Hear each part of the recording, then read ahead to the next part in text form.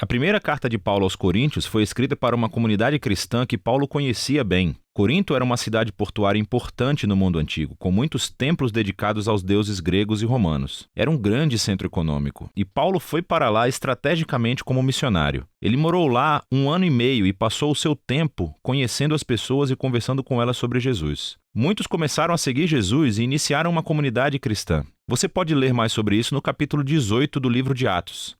Depois de um tempo, Paulo seguiu viagem para começar igrejas em outras cidades. Ele começou a ouvir relatos de que as coisas não iam muito bem na igreja de Corinto. A igreja estava passando por todo tipo de problemas e por isso ele escreveu essa carta. A carta é dividida em 5 partes principais, junto com a saudação final. Essas 5 partes correspondem aos 5 principais problemas que Paulo aborda. A carta é lida como uma coleção de ensaios curtos sobre temas diferentes, mas há ideias centrais que unem todas as partes. Eis o que ele fez em cada parte. Primeiro, ele descreve o problema. Depois, ele responde ao problema com algum trecho da história do Evangelho, que são as boas novas de Jesus. Ele mostra como as pessoas realmente não estão vivendo o que elas dizem acreditar. A essência dessa carta é a seguinte: devemos abordar todas as áreas da nossa vida através da lente do Evangelho. Vamos descobrir como ele faz isso. Nos capítulos 1 a 4, o problema apresentado é que há divisões na igreja. Depois que Paulo foi embora, outros mestres passaram pela cidade. Um cara chamado Apolo e, em seguida, Pedro. As pessoas decidiram escolher o seu mestre favorito e tornaram-se fãs daquele líder. Começaram a falar mal e desrespeitar quem favorecesse outro líder ou mestre. A resposta de Paulo foi meio sarcástica e afiada. Ele diz: "Vocês estão de brincadeira comigo. A igreja não é um concurso de popularidade. A igreja é uma comunidade de pessoas centradas em Jesus. Seus líderes e mestres são simplesmente servos de Jesus. Enquanto vocês podem preferir um líder ou outro, não vale a pena se dividirem e muito menos falar mal uns dos outros.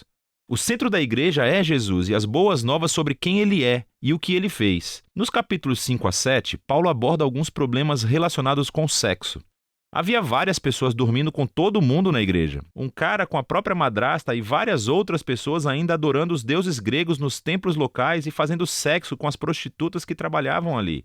Não só isso, mas havia pessoas na igreja que diziam que isso não era nenhum problema. Eles diziam: "Ei, somos livres em Cristo. A graça de Deus é infinita, não é? Então, sem problemas." Mas Paulo diz que não está tudo bem. Através do Evangelho, ele mostra que essa forma de pensar está errada. Ele diz: "Lembrem-se, em primeiro lugar, que Jesus morreu pelos seus pecados, incluindo a destruição de relacionamentos causada pela má conduta sexual." Se você é um cristão, a integridade sexual é uma das maneiras principais de respondermos à graça e ao amor de Jesus. Paulo também lembra que, assim como Jesus ressuscitou fisicamente dentre os mortos, os nossos corpos também serão erguidos dentre os mortos, o que significa o seguinte: se o seu corpo está sendo resgatado por Jesus hoje e eternamente, então o que você faz com o seu corpo é importante. É muito importante. Não é seu para fazer o que quiser. Paulo deixa isso muito claro. Ser um seguidor de Jesus também significa não comprometer a sua integridade sexual. Nos capítulos 8 a 10, a questão é sobre comida, mas não apenas preferências alimentares, como se você gosta ou não gosta de determinados alimentos. A questão sobre a qual os coríntios estavam divididos era sobre a carne vinda de animais sacrificados aos deuses gregos e romanos nos templos locais. Havia uma divisão entre os cristãos judeus e os gentios sobre como responder a esse problema. Mais uma vez, Paulo apela para algumas ideias centrais do Evangelho. Ele diz que a nossa lealdade é, acima de tudo, a Jesus como Senhor e não a outros. Se você estiver numa situação em que a carne foi dedicada a outro Deus, e há pessoas observando o que você faz, elas podem concluir: olha, os cristãos adoram Jesus e eles podem adorar outros deuses também. Paulo diz que nessa situação não coma a carne. A sua lealdade é somente a Jesus e você deve amar essas pessoas mais do que a si mesmo e não ser motivo de tropeço para elas. Paulo rapidamente qualifica isso e diz: escutem, como cristãos acreditamos que Deus é o Criador de todas as coisas, incluindo daquele animal. Os ídolos do templo, nós acreditamos, são apenas pedaços de madeira e de pedra. Então, se não houver ninguém ao redor que possa interpretar mal as suas ações e se você estiver com fome, pode comer. Como um novo ser em Cristo, você é livre para seguir a sua consciência nesse tipo de assunto. Então, por que uma situação não tem problema e a outra sim? O princípio básico é o amor. O amor nega a si mesmo e procura o bem-estar de outras pessoas. E o amor de Deus, é o centro do Evangelho. É o que Jesus fez quando morreu por nós. Paulo diz que é o que cristãos devem fazer por outras pessoas. Nos capítulos de 11 a 14, Paulo continua abordando problemas nos encontros semanais de adoração. Havia algumas pessoas que estavam tendo experiências espirituais muito poderosas. Começavam a orar em voz alta e em línguas desconhecidas. Outras pessoas começavam a compartilhar um ensinamento ou uma palavra de Deus e, em seguida, alguém levantava e interrompia porque também queria compartilhar.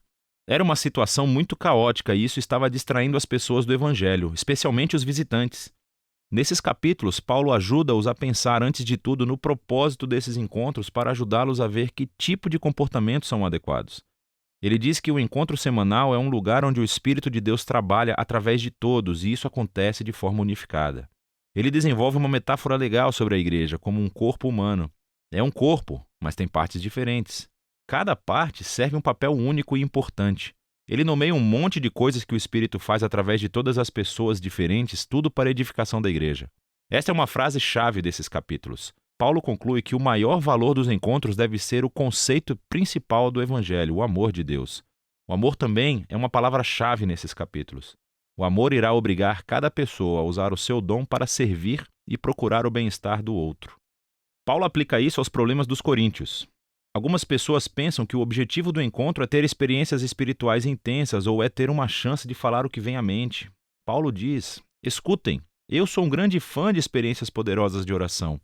Mas se isso distrai ou assusta outras pessoas, devo parar, porque eu estou pensando mais em mim do que no amor que tenho por essas pessoas. O encontro em torno de Jesus deve ser organizado para que todas as pessoas possam aprender, cantar, adorar e ouvir Deus falando. O último problema que Paulo aborda é a questão da ressurreição de Jesus e a esperança futura para os seus seguidores. Algumas pessoas na igreja diziam que a ideia da ressurreição é ridícula e sem importância para um cristão. Paulo reage a isso. Ele começa dizendo que a ressurreição é uma parte essencial do Evangelho. Nós acreditamos nela por causa das centenas de testemunhas oculares que viram Jesus vivo em corpo físico depois de ser publicamente executado pelos romanos. Se Jesus não ressuscitou, Paulo diz, então a sua morte não teve sentido. Estamos todos ainda perdidos no nosso pecado e egoísmo. Devíamos parar de ser cristãos. Paulo então mostra em detalhes como a ressurreição foi a vitória de Jesus sobre a morte e o mal, como é uma fonte de vida e poder para nós no presente e como é uma promessa de esperança futura para todo mundo. A ressurreição de Jesus é a razão para a nossa união. É a razão pela qual devemos manter a integridade sexual. É a fonte de poder para amar outras pessoas mais do que a nós mesmos. E, em última análise, é a nossa esperança para a vitória sobre a morte. Então Paulo conclui que acreditamos que Jesus foi ressuscitado dentre os mortos, o que significa o seguinte: o Evangelho não é somente um conselho moral ou uma receita para uma espiritualidade particular. É um anúncio sobre Jesus que cria uma realidade completamente nova. E é sobre isso que se trata 1 Coríntios, sobre a capacidade de enxergar cada parte da nossa vida através da lente desse Evangelho.